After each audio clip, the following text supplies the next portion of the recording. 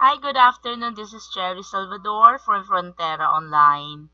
It's September 5th and it's 12 high noon. And at this point, I would like to share my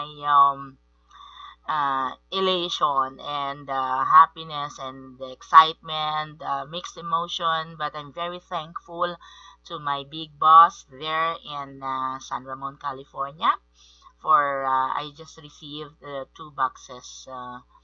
Balikbayan boxes from LBC. Thank you din sa LBC at kompleto naman. Kasi nung pinapak po yung box doon, naka-video po kami.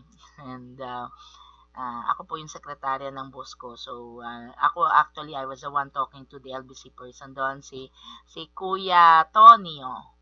And si Ate Nida from LBC Concord, California. Hello po sa inyo. And then, thank you din sa the family nila nila Leonard Jan sa Los Angeles for taking care of my daughter. Padating na rin daw yung boxes nila from Atlas. So, yun, looking forward din ako. May iPhone ako. Anyway, so, I was browsing again on yung mga Facebook postings, and I am very happy to come across with this good news from our mayor of Davao, no less than our daughter ni Presidente, our loved Inday Sara.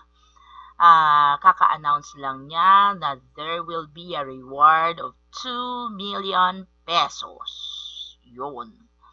So, kung kayo po ay may alam tungkol sa mga nagplano ng bomba na yan sa Davao, may 2 million pesos po kayo. Kung kumita man kayo doon sa kabila, mas kikita po kayo ngayon. So, just get in touch with our authorities dyan sa Davao, and you'll be rewarded with 2 million pesos na tumataginting para naman maparusahan natin ang sino walang puso nitong nagbomba dyan. Okay. So, based on my previous video, thank you po sa 500 plus na views sa YouTube. Na-mention ko po na based on my past experience, and I grew up in Zamboanga. So, and my ex-husband is a big family, royal family dyan sa Holo. So, marami po akong alam tungkol yung time nila, kasi my father-in-law was the president of and the founder of trade sa Zamboanga daw, barter trade, and he has like six barko papuntang Malaysia. So they are really big family. He has 40 brothers yata. I don't know, 10 wives yata, something. But anyway, they are that big family, and I know for a fact na pag mayroon ganyan mga bomba-bomba, if it is actually done by these extremist groups I say, from ito na mga southern part natin, it is usually done traditionally. Yun, bumibili sila ng bulok na kotse, tapos doon nilalagay ang bomba, or nilalagay nila sa mga trash cans, ganon. Pero yun may tao, nasa harap ng tao, mag-iwan ng bag, kabobohan. Hindi po, hindi sila ganon. It is all well planned. I know. Ganon, hindi lang sila yung isang linggo lang nagpaplano niyan. So, etong bomba na to, this is done by amateurs, mga demonyo na yan. Yun, nagplano. But then siguro ang gumawa, ewan ko kung plano din nila, amateur din sila, pero kabobohan to kasi nag-iwan ng trace nag-iwan ng, yun, may tao nakakita nag-iwan ng bag, allegedly. So, I don't know. But then, yun lang punto ko. Pag sinabi mong mga kamag-anak natin sa Hulo, hindi po ganyan kabobohan ang style nila. And then, ang nakikita ko pa talaga ito ay kagagawan ng same tactics ng mga old, yun mga sabihin natin sa politika. Kagaya ng ginawa nila sa Plaza Miranda. Pagka-komunista nila. Pagka-terorista nila. Ganito yun eh. So, yun ang mga iba dyan. I saw a video of a while ago of a supporter of our president. Naiyak talaga siya. In fact, ako naiyak din ako. Umiyak din ako on my previous video kasi masakit sa amin. Masakit sa amin. Pag ikaw sa politika ka, alam mo yung pag nagsasalita ang tao galing sa puso. Nakikita namin sa presidente yan, tapos bintangan nyo. Bintangan nyo na siya ang may kagagawan dahil gusto lang mag-martial law. What? Kung gusto niya, edi gawin lang niya.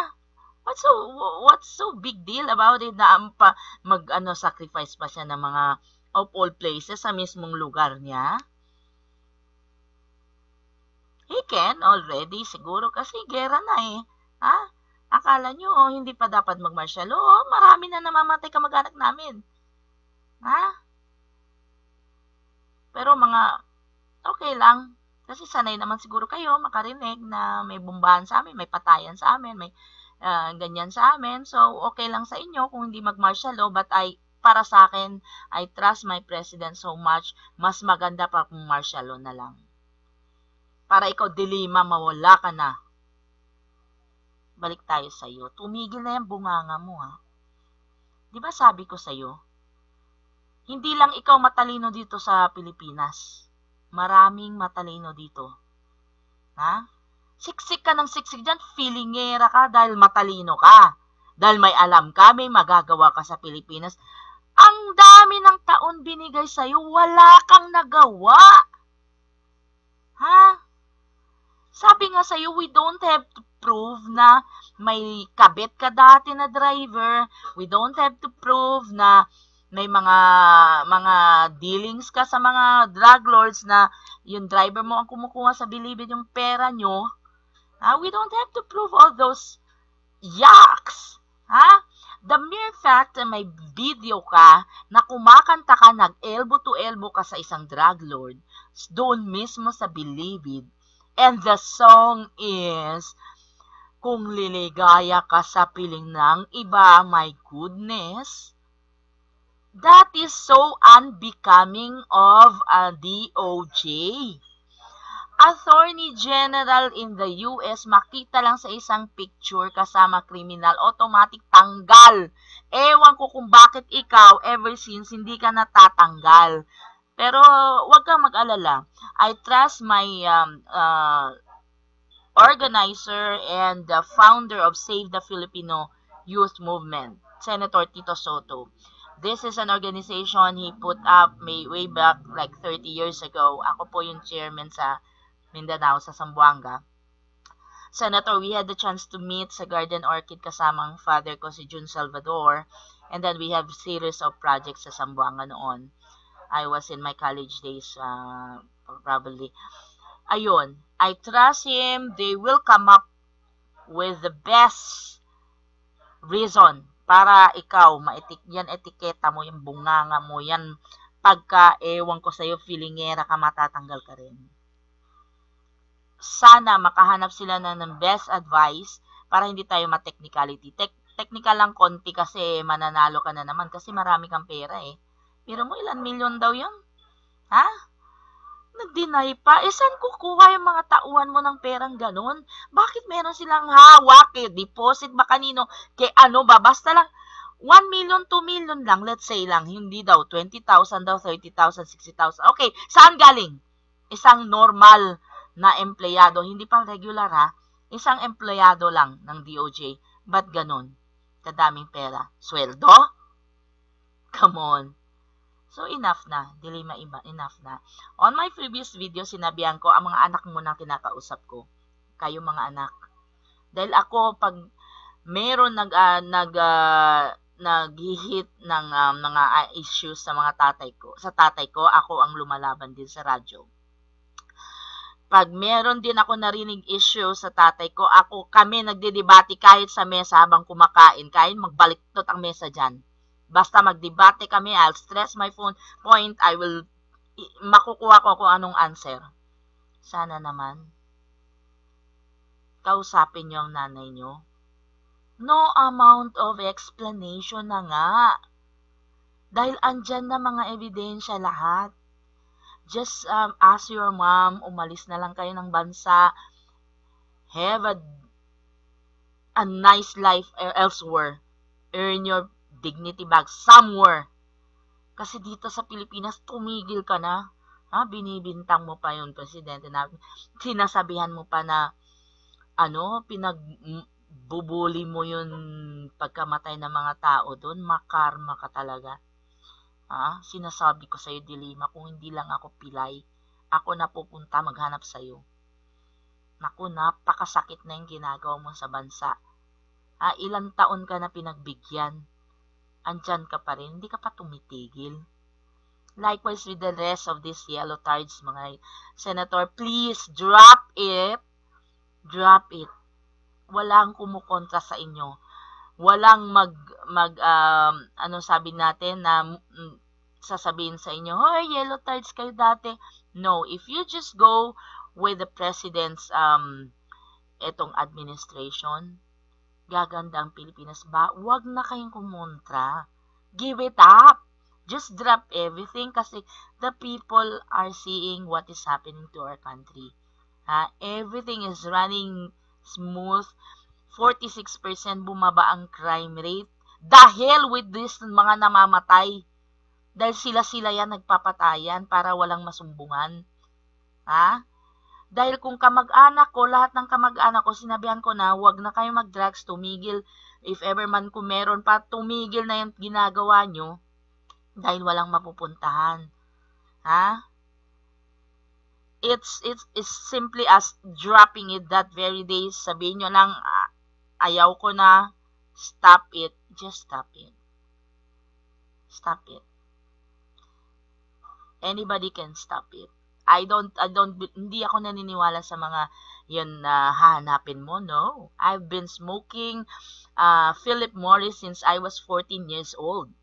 And I just stopped smoking last year when I was admitted sa hospital. And I stopped only when I said one day only to stop, I stopped it until now, sa awa ng Diyos. 1 year now, I never smoke even a single stick. Hinanap ko, hindi po. Ni sinasabi nila maglaway-laway, kailangan na mga ano-ano dyan.